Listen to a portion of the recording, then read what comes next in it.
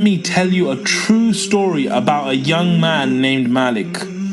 Even though he was a Muslim, he thought that life was all about satisfying his desires as much as possible.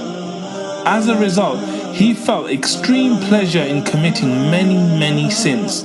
He drank, he stole, and he even committed zina. Then he got married and had a daughter. He named her Fatima. Malik loved Fatima very much.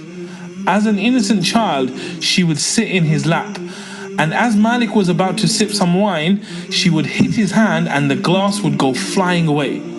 But because Malik loved her so much, he would never tell her off for doing this. Then one day, the unthinkable happened. Little Fatima died. Malik was completely shocked and devastated. He went into depression. He drank more than ever before. He drank and drank and drank to the point that he would be passed out day and night. One day, in a drunken state, Malik went to sleep. He had a terrifying dream. The day of judgment had begun.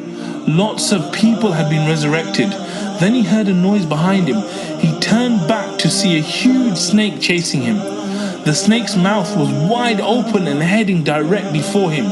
He was terrified and tried to run away. But no matter where he went, the snake kept chasing him. Malik found an old man dressed in elegant clothes, smelling of perfume. He begged the man to save him from the snake. The old man said he was too old and too weak to help Malik against such a strong enemy. He advised him to keep running so that he might find help.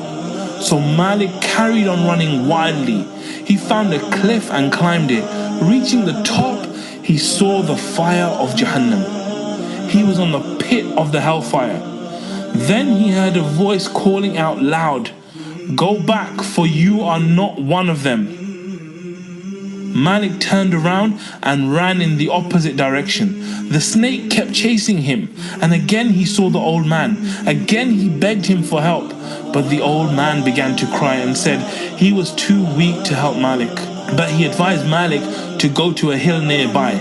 Malik ran to the hill. There he found lots of children with faces bright as the full moon. The snake had almost caught him.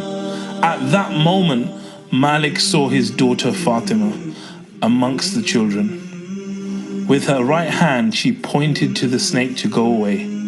The snake left immediately. Then Fatima sat in Malik's lap and recited a verse of the Quran.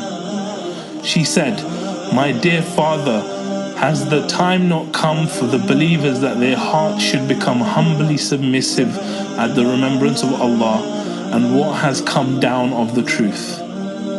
Malik was moved to tears. He asked her what the snake was. Fatima told him that it was his evil deeds, which he had made so strong that they were about to push him into Jahannam. Then Malik asked her who the old man was. Fatima told him that it was his good deeds, but he had made them so weak that they couldn't help Malik against the snake. Malik woke up from the dream in tears. He immediately made wudu and ran to the masjid. During the prayer, the Imam happened to recite the same verse from the Quran. Has the time not come for the believers that their hearts should become humbly submissive at the remembrance of Allah and what has come down of the truth? Malik thought, it is time.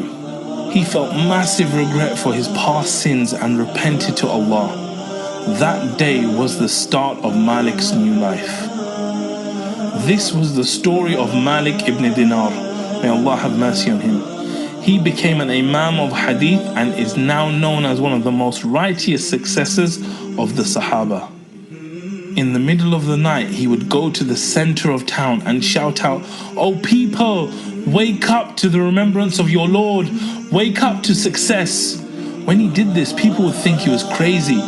But he did this because he knew that ultimate success lies with Allah. He completely transformed from a person who committed every sin under the sun to one of the most pious worshippers in history. He went from being a person who was literally on the brink of hellfire to someone who will enter Jannah, inshaAllah.